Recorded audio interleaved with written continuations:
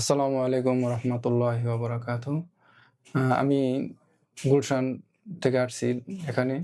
আমার মেয়ের সমস্যা ছিল, বিভিন্ন সমস্যা ছিল। পেটের সমস্যা, খাবার খেলে পেট ফুলে যেত। ওর পেট ব্যথা করতো। তারপর লেখাপড়া অমনোযোগী। আ কোরআন তেলাওয়াত শুনলেও বিরক্ত বোধ করে। তো এই বিষয় নিয়ে আমি বিভিন্ন জায়গায় দৌড়াদৌড়ি করছি। অনেক হুজুর কবিরাজদের কাছে গেছি। কোনো ভালো প্রতিকার পাইনি। আর ওর পেটের ব্যথা বা যে সমস্যাগুলির জন্য ডাক্তারের কাছে গেলাম। ডাক্তার যে টেস্টগুলি দিছে, রিপোর্টগুলি করানো হইছে, প্রত্যেকটা রিপোর্ট খুবই ভালো। তারপর আমি খুব দুশ্চিন্তা ছিলাম এই বিষয়গুলি নিয়ে। তারপর আমি YouTube এ হুজুরের একটা ভিডিও ক্লিপ দেখি। দেখে শেষে আমি আমার মেয়ে এটা আমাকে দেখায় যে ঘটনা যে, এই জায়গায় এরকম হুজুর আছে যে হুজুর এই ধরনের জিনের চিকিৎসা করে। তারপর ওটা দেখে আমি হুজুরের এখানে আসি। তো আমি গেছে মঙ্গলবারে আসছিলাম আমার এই মেয়েকে নিয়ে। তো এখন আলহামদুলিল্লাহ চিকিৎসা নেওয়ার পরে মোটামুটি অনেকটা সুস্থ আমি পজিটিভ মনে করতেছি।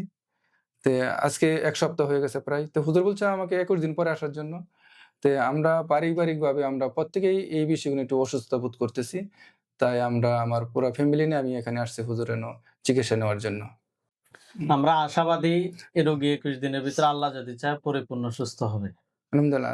আর হুজুরের জন্য দোয়া করবেন আপনারা যে হুজুর যে সঠিকভাবে কাজগুলো করতে পারে আর আমাদের জন্য দোয়া করবেন। আমরা যে এরকম আর অসুস্থতা না হই। আ আপনারা আমাদের এখান থেকে চিকিৎসা নিতে আগ্রহী হয়েছেন কেন? হ্যাঁ, বিভিন্ন সময় আপনাদের ভিডিও ক্লিপগুলি দেখছি। আর আমার মেয়েকে চিকিৎসা করানোর পরে আমি অনেকটা স্যাটিসফাই যে আমার মেয়েটা অনেকটা আগের চেয়ে সুস্থ। বা আগে আম যেরকম পৌরাণিক চিকিৎসার নাম বিক্রি করে মানুষ তো অনেকেই বিভিন্নভাবে কুফরি কিংবা বিভিন্নভাবে প্রতারণার শিকার হচ্ছে। আমাদের এখান থেকে আপনি এটা চিন্তা করেন না যে যদি আমি এখান থেকে চিকিৎসা নেওয়ার পর প্রতারণার শিকার হই? যেহেতু এখানে বলা হয়েছে কোরআনের চিকিৎসা, তাই আমি ওটার উপর ভিত্তি করে আল্লাহর উপর ভরসা নিয়ে আমি এখানে আসছি। আসার পরে আমাদের চিকিৎসা এবং সবকিছু দেখে আপনার কি মনে হইছে? আমার কাছে খুবই ভালো মনে হইছে। সেজন্যই তো আমি আসছি। স্যাটিসফাই দেখে আমি আসছি এখানে। যে আমি আমার পুরা ফ্যামিলিকে আমি আবার সবার চিকিৎসা করব। যাই হোক আলহামদুলিল্লাহ। আপনি এখন সুস্থ? আপনার আগে যে সমস্যাগুলো ছিল এগুলো কি এখন আর আছে?